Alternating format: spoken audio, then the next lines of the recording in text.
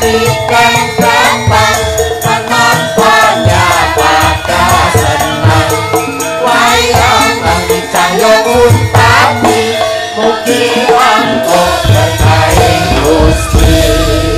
Para fan-fan beratnya nyuwun tepuk tangan yang meriah untuk Niken Salindri hadir di tengah-tengah kita. Ayo. YouTube kuwi bareng enek Niken penontonnya nganti 7.000. Wah, tenan. Mongko lek renek Niken iki gur 250. Ayo. Luar biasa.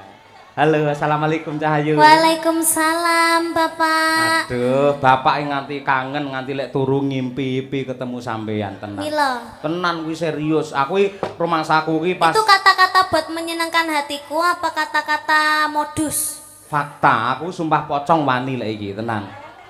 Aku iki tau arep mayang ning ndi Bu Kesi ngawi apa ngendi kae. Lah gandeng nggen transite iki ora ana nggone, aku iki turu ning mobil.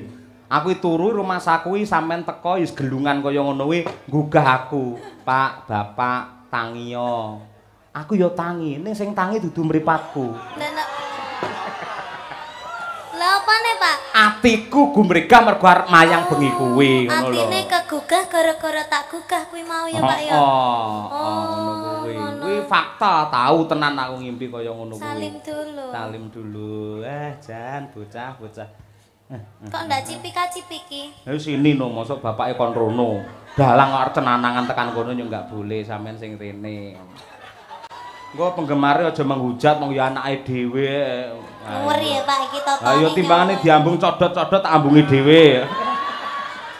Nduk sehat-sehat ya Cahayu. Dan. Iki aku ora raup 7 dina. Silakan menyapa terutama mengucapkan terima kasih kepada Bapak Harsono, Bapak Ibu Harsono kalian Ibu Bu Eli. Ibu Eli kenapa? Oh, iki Bu Eli. Ibu Eli. Nggih. Amargi sampun nimbali kula kalian rombongan Ki Cahya Kuntadi Madangkara. Mugi-mugi sehat selalu panjang umurnya. Semoga lancar rezekinya. Semoga mengadakan tontonan seperti ini yang bisa menghibur masyarakat setahun sekali. Amin. Tambah melimpah ruah rezekinya. Itu Bu Eli sama Pak Harsono itu owner dari Hotel Mercure ini. Betul juga komisaris Sukses Jaya Group. Jenengan mau teng mriki mau to Pak, tanggapan niki mau lho Pak. Apa? Jenengan dicepaki kamar napa mboten? Cepaki. Dicepaki to Pak. Heeh, ning aku bingung aku. Napa? Bar nguyuh bingung renek cibuke. Ya kudune sampean ki ning gone kamar mandine. Apa? Kamar mandine khusus dige ngresiki sing ning gone hotel-hotel ngono kae lho Pak. Kae malah enek jebore. Oh, nenggen kamar mandi satpam. Jangkrik aku iki dalang nang ndi diajeni mosok kaya padake ngono kuwi. Iki uga matur nuwun karo putrane kuwi Mas Andi Halim, karo Jenderal Manajer Pak Nanang Sumarjono ugi Ibu garwane Pak Maidi, Wali Kota ing Madiun, Bu Maidi Kepareng Rawuh niku piyayine niku. Nggih. Omong ono golek petuk karo Pak Maidi kok nanggap wayang dhewe ngono ya. Oh nggih. Oh, nggih bulan depan tirose, Pak. Bulan depan. Nggih, alhamdulillahirabbil alamin. Pripun, Bu? Oh, habis lebaran, Pak. Amin. Nggih, matur sembah nuwun Ibu. Alhamdulillah padahal wonge ya ora omong apa-apa.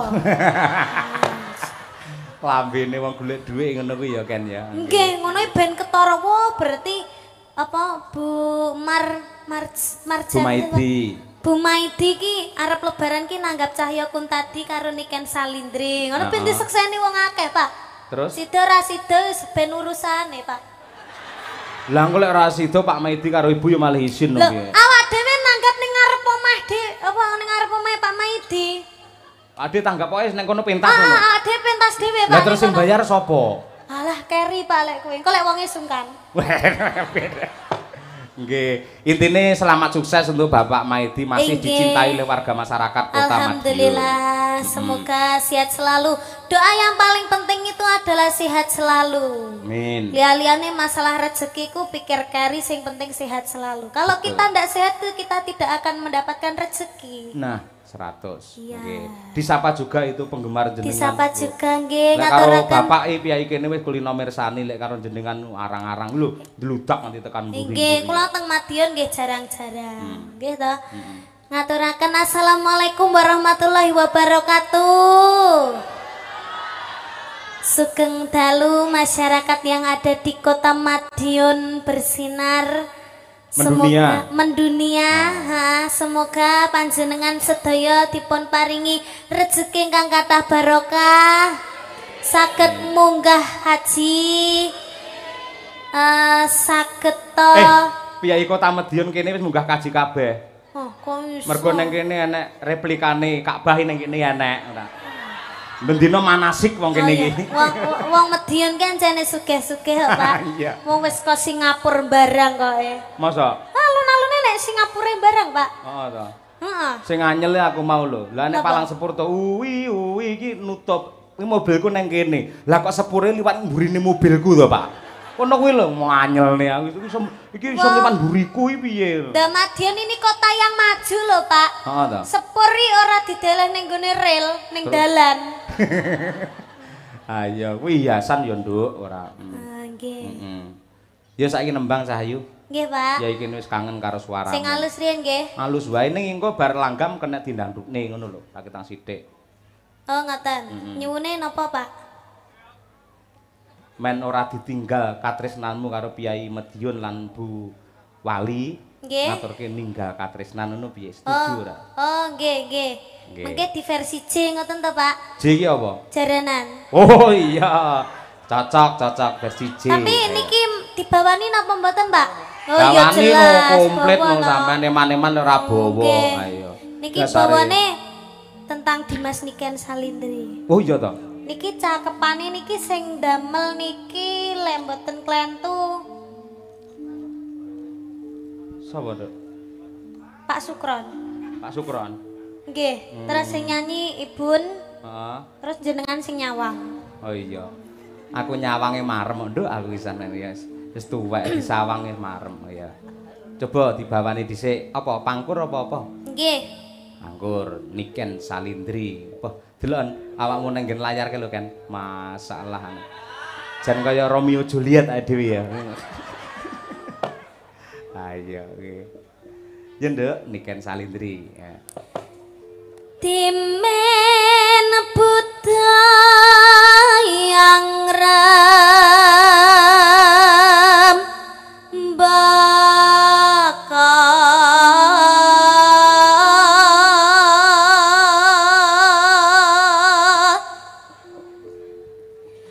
masih nangling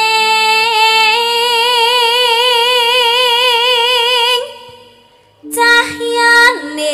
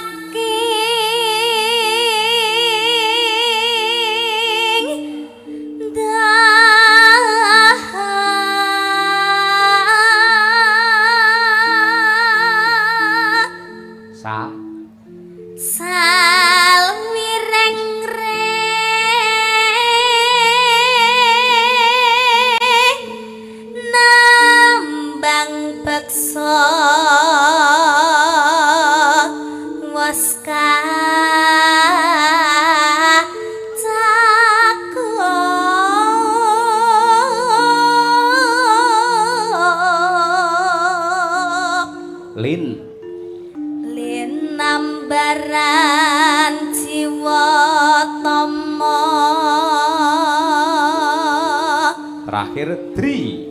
Driya sumarah mring Gusti.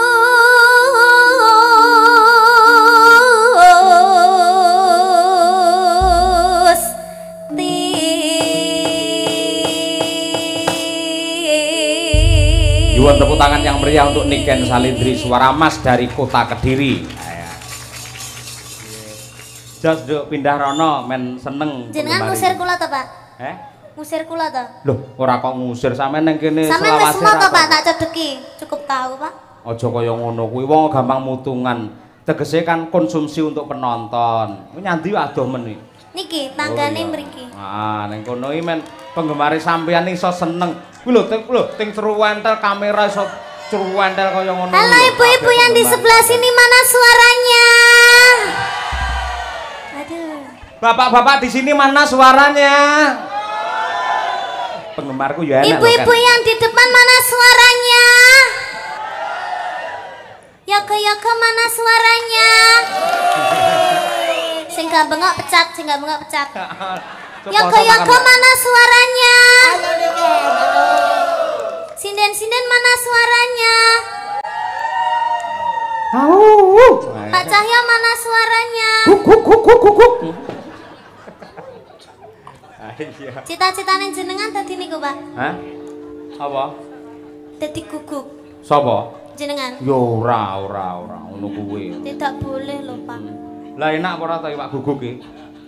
Ya ndak ngerti lho, Pak. Masa ora ngerti? Lah menurut jenengan enak apa mboten? Ora enak. Muni berarti tayu mangan ngono kuwi. Berarti tahu mangan. Lambene ora. Ya Niken Salindri langgam sak ramban terus dijaranke. Wah iki top iki. Monggo. Dados, Duk. Yuk.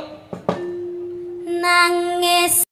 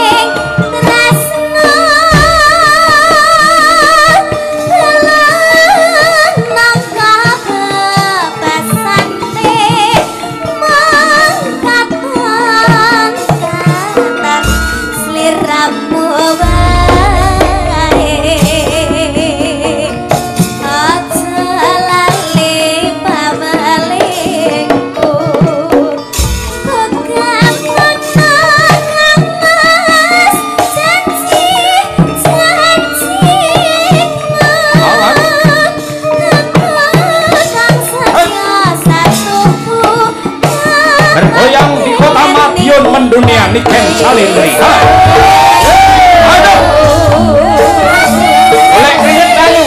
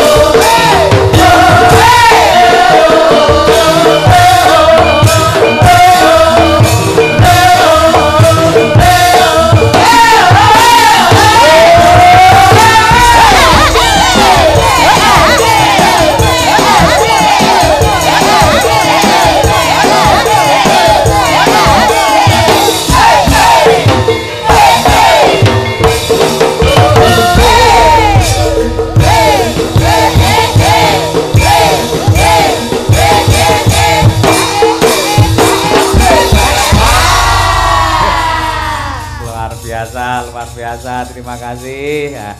Bocah suarane beantere kaya ngono, jogetane ya luwese kaya ngono. Tur yen tak pelajari pancen lekuk-lekuke wajah saka Niken Salindri lek didandani apa wae mesti apik. Iya apa? Ngono kuwi. Pancen ya wis bocah lah tenan. Elok. Iya, jos tenan. Nganti sing mirsani streaming iki ada 8.800 penonton. Iki lek rawuh ning kene kabeh ora cukup iki dalan iki. Iya. Klebu iki genduk Niken ya nggawa streaming dhewe. Heeh. Melu live lumantar channel apa? Niken Salindri Family. Wah iya. Makasih Nduk, Bapak iso melu muncul ning channelmu. Yo genti iki men anak wedok leren dhisik nanjake duojo. Wah iya. Mas Klitik karo Mas Kluduk Slendro Mas. Kanggo menyapa warga masyarakat Madiun. Ya. Panas-panas melaku. Wah iya. Dasare kene iki nggen sepur ya, Mak.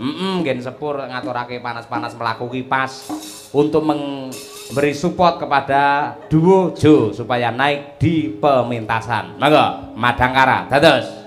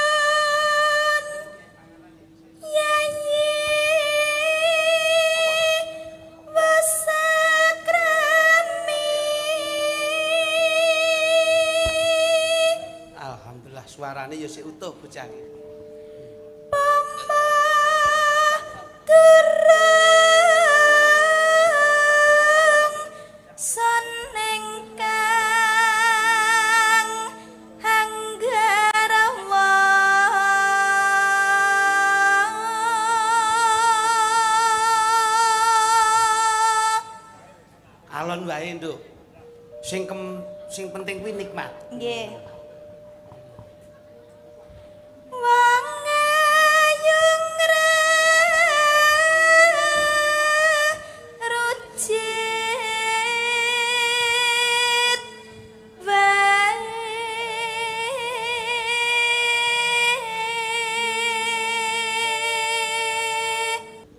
prandene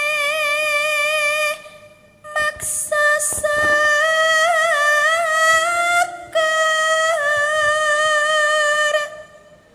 jebul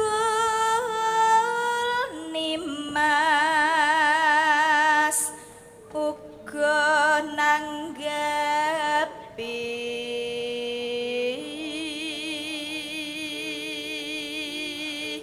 no ayo to sambung rasa nanging wanci dalu.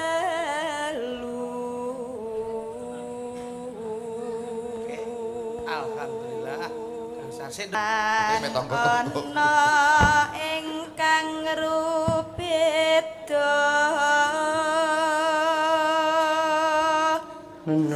nyuntak tresna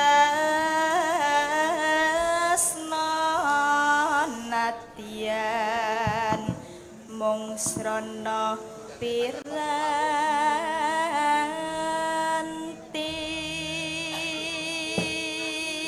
Tembang menika ugi kula aturaken dumateng pepundhen kula Bapak Hari Wuryanto sekalian Ibu saha Pak Dr. Purnomo ingkang sampun dipun lantik mongko dados Bupati Wakil Bupati Kabupaten Madiun. Insyaallah awake dhewe sowan besok tanggal 19 April Mas Duju. Alhamdulillah. Nggih nggih ten Pak Haji Heriwer nggih. Nggih. Wis pokoke bengi iki totok ade latihan. Iya. Karena diundur neh. Ugi kula aturaken dumateng Pak Darno Wono Asri ingkang sampun kepareng nimbali kula rumiyin matur nuwun rawuhipun. Nggih. Ya Nduk, masuk Nduk. Umi Habibah. Gambarmu uga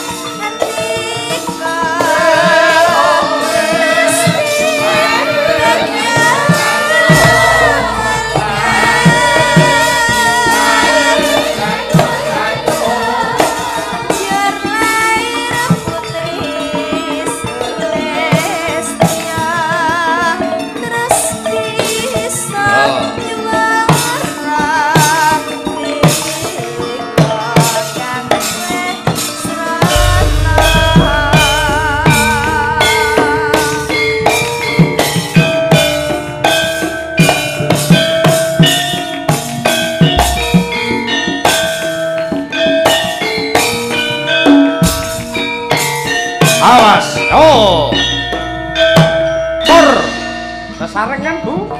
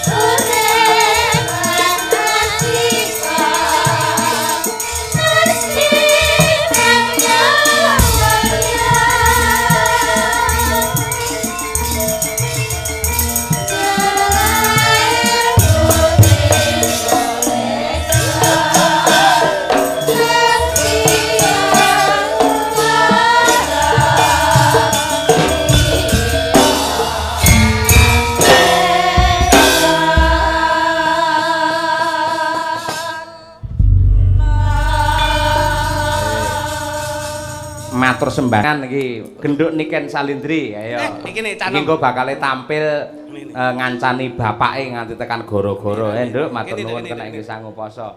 Cintaku sakonyong-konyong karo kowe ayu sing bakul lembang.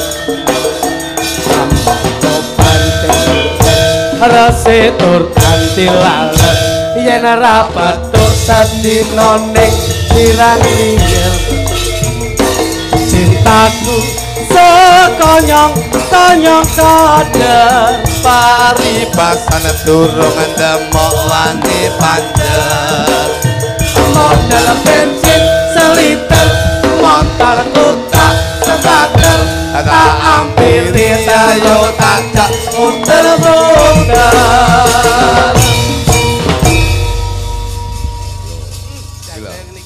Ini sing jenenge generasi handal. Menjadi kebanggaan orang tua, bahkan kebanggaan orang Kediri Raya. Sing kula omongne nggih niku lho, Bos. Ngono. Dadi wong tuwa kuwi tetep senajan ta ora iso ninggali apa-apa. Ning ilmu kuwi sing besok iso digawa nganti besok tekaning tuwa. Sampeyan karo aku bapake dagelan, nyatane saiki yo dadi dagelan iso nguncukupi keluarga.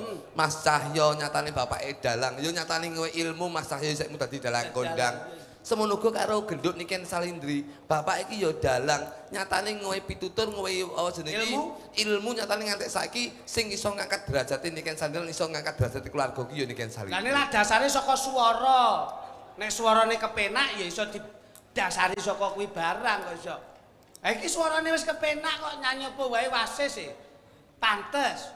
Mas Cahyo suluk ya gung. Kepiye jajal? Bojoku ya pinter nyuarani tanggane, pinter kok bojoku. Wisu langsung nyuarani tanggane. Ah kuwi tra bojomu iki tukang padu iso. Ngono, Nduk. Lihat ya, Nduk ya. Peh. Kan. Nom-nomane bojomu ya ngene iki. Oh ya luwih ayu lho. Beh. Nom-nomane bojomu Bojomu lho. Bojo kula mbiyen iki termasuk nun sewu lho. Lek cacah iki kan bunga desa mbiyen. Nggih. Bojo ki saking ayune dadi bunga pasir mbiyen iki wah hebat. Bunga pasir lak kelek kucing to, Mas. Iya. Masa bojomu ambune sengak ngono kuwi ya.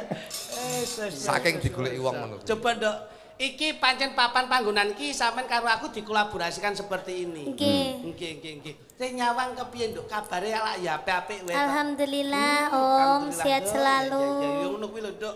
Saiki saya gedhe, saya putih kulitmu. Nggih. Saya resik nggon-anggonmu. Bojomu ya mbok gawe putih ngene iki. Bojoku ini non saya loh. Aku ini saya itu selalu mencintai istri saya. Apa yang menjadi kepentingan istri saya? Ayu ki iso dituku.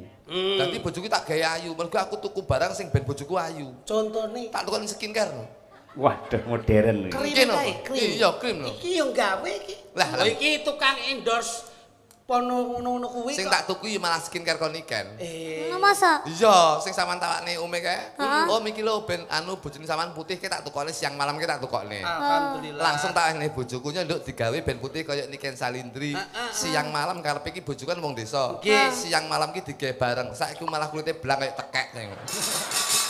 Kuwi yo kleru, jenenge Lah ora mbok WA to, Nduk. Lah jenenge siang pakai malam. aturannya itu seperti apa ngono lho. Lho ora usah di WA nek jenenge siang malam kan siang dike dhewe, malam dhewe. Kuwi nek Ora iso- terus nek dicampur. Kuwi nek iso maca Karepe bojoku ben cepet ngono lho. Siang malam digawe bareng lho.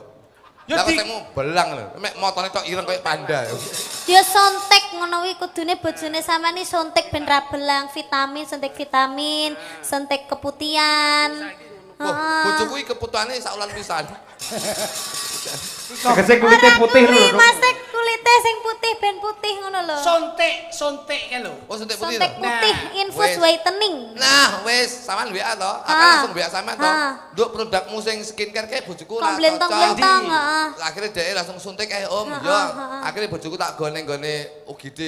Ki tak Dokter kecantikan. Kuwi jenenge UGD. lah ya dokter kecantikan lho Mas ya. Lah dokter kecantikan ini pas ketemu bapak nang UGD tak parani rono ngono lho. Oh iya. Suntik kecantikan, suntik putih alhamdulillah. Sip, makasih ya. Mandi ya. Mandi piye? Apik. Wis semu putih semu. Saawak. Ndas tok. Lah kok putih ndas tok kepiye? Bisa. Ndas tok gulune ireng malah kaya katen bat ya. Wes, jas. Ya kudune nek wis mau gak tedas operasi plastik wae ning Korea kono. Tapi saiki iki kemajuan ning Indonesia ya enek wesan. Ana ya? Operasi plastik. Neng ndi, Nduk? Ning Indonesia ning Jakarta. Enak ya? Enek.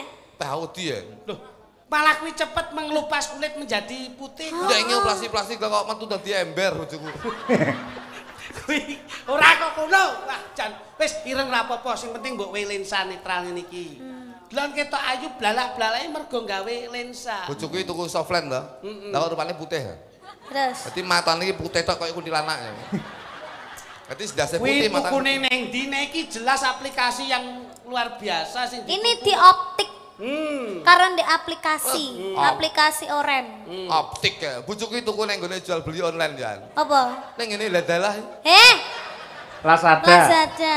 Lazada iki wis teko barange apik kuwi ra cocok ladalah. ayakno. Wong bojone ya ora bener kok iso. Oh. Tembange sing spesial napa, Nggih. Dok? Aja rame-rame. Ripo. Tukang tambal ban diaturake. Yuk. Ya dos. Ya.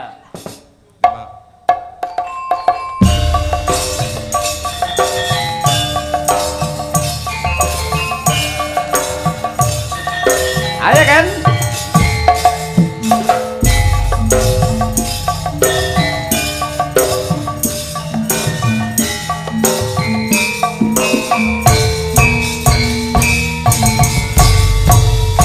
Aku iki tukang tambal ban, uripe sak dalan-dalan, kalepangan duit sing halal.